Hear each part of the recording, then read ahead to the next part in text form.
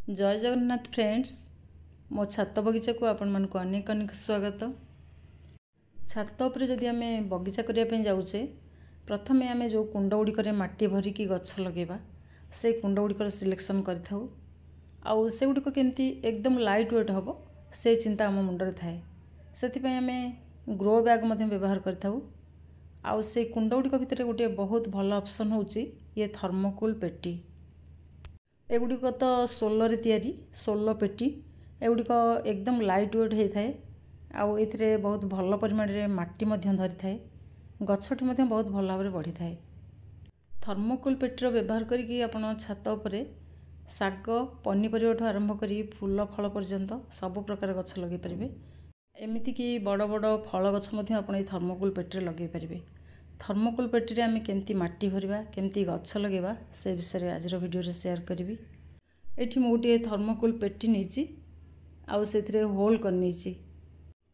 प्रथमे आमे कोनसी रड साहाय्य कोनसी धारुआ अस्त्र बा बड़ स्क्रू साहाय्य आमे एमती होल करनबा। तापरे आमे एथिरे माटी भरिबा। देखंतु प्रथमे मु भरि नेली किछि सुखिला पत्र।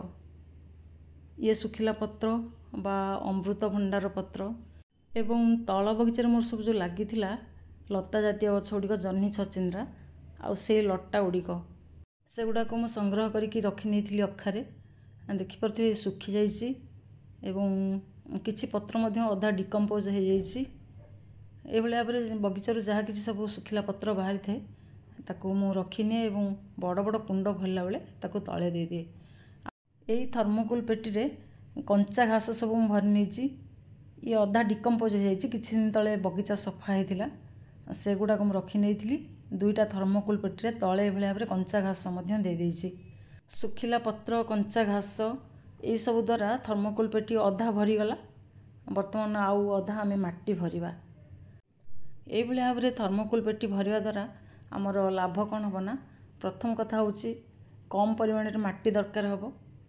तापरे द्वितीय रे तले जो घास आ सुखिला पत्र देले ता फल थर्मोकूल पेटी लाइट वेट रहिबो।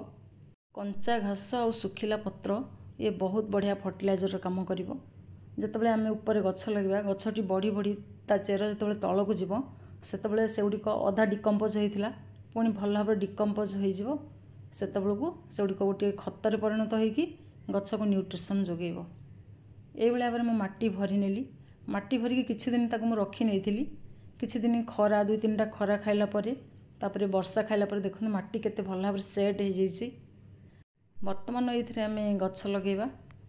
आगुर तो मु खत देकी माटी प्रिपेयर करी आउ अल्प किछि परिमाण रे खत दे दोउची कहीं ना दुई तीन थर वर्षा हो जाइछि। किछि खत मध्य वर्षा पानी रे बोही जाइथिबो।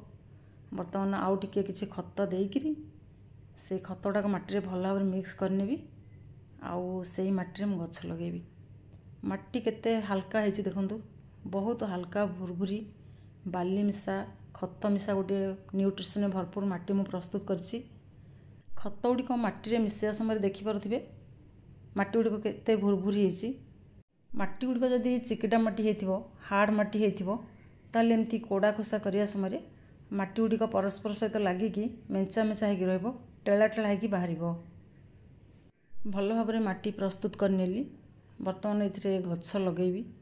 गोटे दिन पूर्वर हलदी पानी रे मुई शिंब मंजी सब भिजेकी रखी नहीं। मंजी लगे पूर्वर मंजी को एमती टिके पानी रे भिजे नियंतु। जदि संध्या बेले लगाउछंदी सकाळु भिजेकी रखी नियंतु एवं जदि सकाळु लगेबे ताले पूर्व दिन रातिरु ताको भिजेकी रखी नियंतु। मंजी गुडी एमती 8-10 घंटा भिजेकी रखी नेले सेथिरु गजा शीघ्र बाहरिबो। थर्मोकूल पेटर दुई पट साइड रे 4टा लेखा करके मु 8टा मंजी लगे नउजी एवं मझीटा को मुझे छाड़ी नेबी। 4-4टा 8टा मंजी आप 3टा लगे 6टा मध्य लगे पारे। किंतु आम टे बेसी मंजी लगे नहीं हुए तो किसी गछ न हो पारे। मझीटा को आम जदि छाड़ी नबा आग को मझीरे आमको खत देवा सुविधा हे। मझीटा कोड़ा खसा करके खत दबा एवं शिंब जेहेतु गोटे लता जातीय गछ आग को एगुड़िक माड़ापी बाउंश और बाड़ी एसब बांधा दरकार हे। सेगुड़िक मझीरे आम बांधि पारिबा। मंजी लगे नवा परे जो हलदी पानी रे मंजी गुड़िक भिजेकी रखी ସେଇ ହଳଦୀ ପାଣିଟା ଦେଇଦେଉଛି। ବର୍ଷା ତ ହେଇଯାଇଛି, ମାଟି ଓଦା ଅଛି, ଆଉ ବେଶୀ କିଛି ପାଣି ଦେବା ଦରକାର ପଡ଼ିବନି। ମଞ୍ଜି ଲଗାଇବାର 2 ସପ୍ତାହ ପରେ ଦେଖନ୍ତୁ ଏ ମୋର ଶିମ୍ବ ଗଛ କେତେ ବଢ଼ିଆ ଭାବରେ ଗଛ ଗୁଡ଼ିକ ହେଇଯାଇଛି। 8ଟା ମଞ୍ଜି ଲଗାଇଥିଲି, ସବୁଗୁଡ଼ିକ ଭଲ ଭାବରେ ଗଛ ହେଇଯାଇଛି। ତା ପୂର୍ବରୁ ଯେଉଁ ଶିମ୍ବ ଗଛ ଲଗାଇଥିଲି ଥର୍ମୋକୋଲ୍ ପେଟିରେ, ସେଥିରେ ବର୍ତ୍ତମାନ ଫୁଲ ଆସିଗଲାଣି। ଆଉ ସପ୍ତାହେ 2 ସପ୍ତାହ ବେଳକୁ ଏଥିରେ ଶିମ୍ବ ଆସିଯିବ। ଆଉ ଗଛ ଗୁଡ଼ିକ କେତେ ହେଲ୍ଦି ଅଛି, କେତେ ସୁନ୍ଦର ଭାବରେ ବଢ଼ିଛି ଦେଖନ୍ତୁ। ଗୋଟିଏ ବଡ଼ ଥର୍ମୋକୋଲ୍ ପେଟିରେ 8ଟି ଗଛ ଲାଗିପାରିବ। ଯଦି 2ଟି ଥର୍ମୋକୋଲ୍ ପେଟିରେ ଆପଣ ଯେକୌଣସି ପ୍ରକାର ପରିବା ଗଛ ଲଗାଉଛନ୍ତି, ସେଥିରୁ ଯାହା ବି ଅମଳ ବାହାରିବ ନିଶ୍ଚିତ ଭାବରେ ଗୋଟିଏ ଛୋଟିଆ ପରିବାର ପାଇଁ ସଫିସିଏଣ୍ଟ ହୋଇପାରିବ। ଆପଣମାନେ ମଧ୍ୟ ଏଭଳି ଭାବରେ ଗଛ ଲଗାନ୍ତୁ, ପରିବେଶ ସବୁଜ ସୁନ୍ଦର ହରାଭରା କରନ୍ତୁ। ନିଜେ ଅର୍ଗାନିକ୍ ପରିବା ଖାଇବା ସହିତ ଅମ୍ଳଜାନ ସୃଷ୍ଟି କରିବାରେ ସହାୟକ ହୁଅନ୍ତୁ। ଆଜି ପାଇଁ ଏତିକି। ଜୟ ଜଗନ୍ନାଥ। Happy gardening.